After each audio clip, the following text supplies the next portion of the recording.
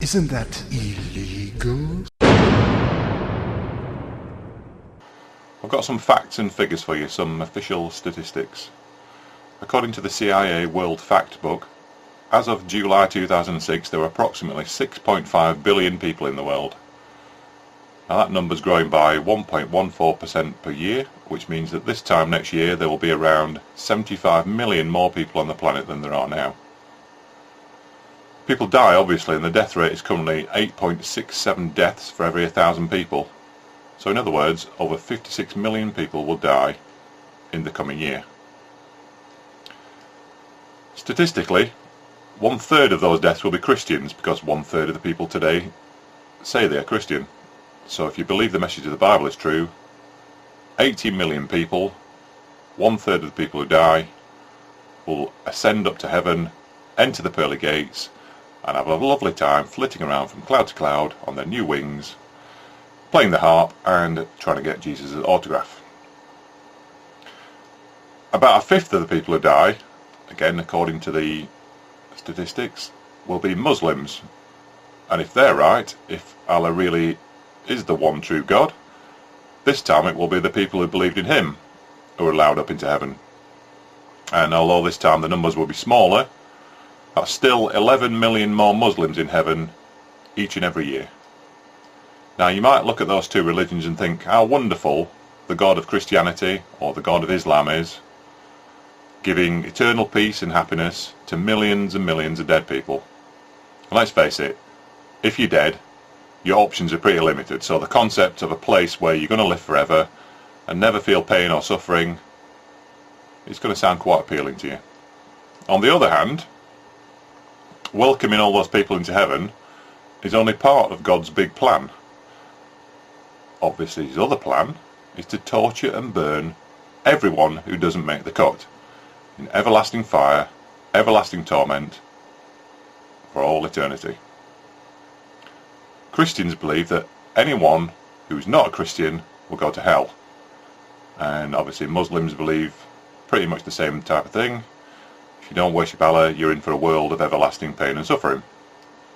What this means is that the Christian God will consciously, intentionally condemn 37 million people each and every year to hell, to roast in the fires and scream forever. That's 37 million people, all sent to the most excruciating torment and torture imaginable, all for the one crime of not believing in the right God. That's not just atheists, that's Muslims, Hindus, Buddhists, Jews, Sikhs, anyone else. If you're not a Christian, you're a crispy one.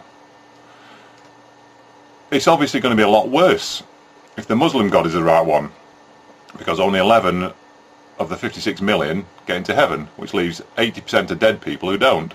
So the wonderful Allah, the God of Islam, consciously and deliberately decides to torture and burn around 45 million new people, adding 45 million more people to the total each and every year.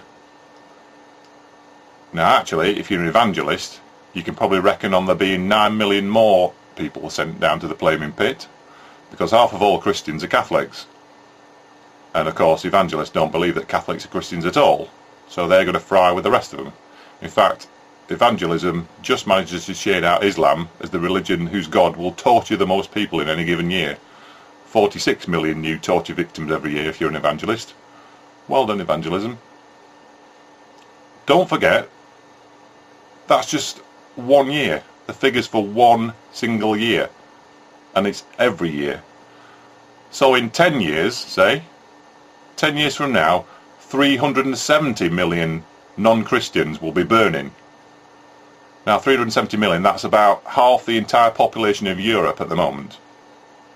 Or in the case of Islam, 450 million non-Muslims, which is about half the entire population of Africa, will be burning in hell. That's in 10 years.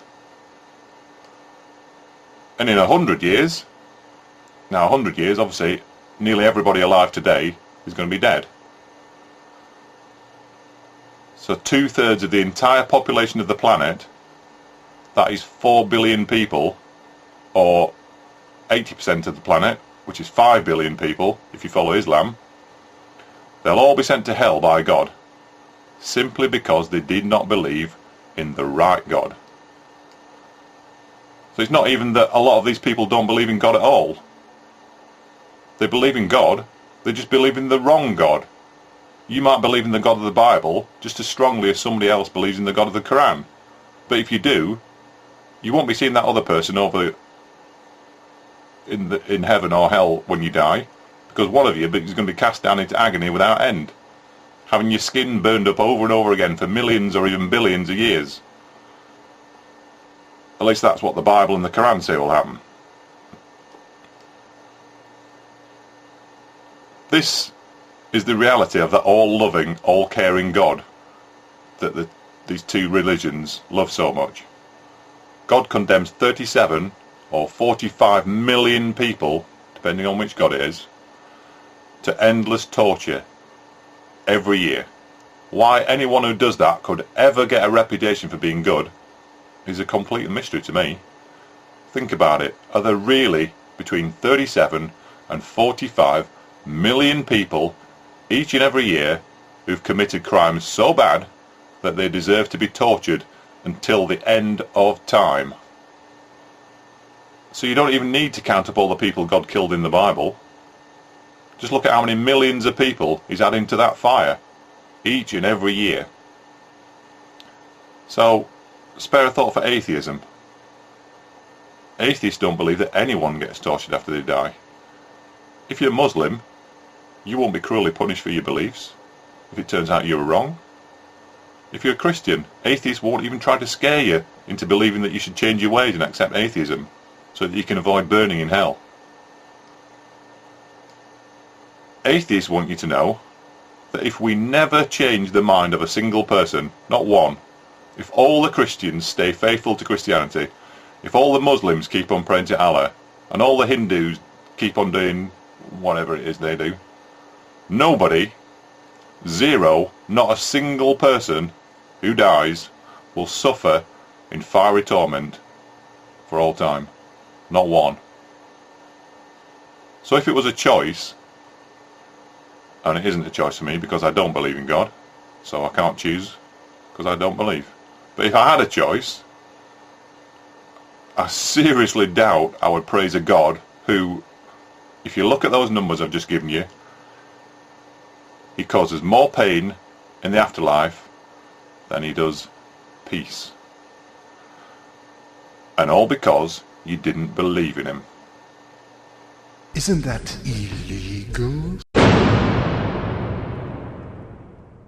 Censor your kids' ideas, censor your child's inspiration, censor all that. Expect a really heavy return spring, because you know what? That kid's going to turn her on you, and you're never ever going to have a part of his life again. Casting off the chains of the world. But enough about me.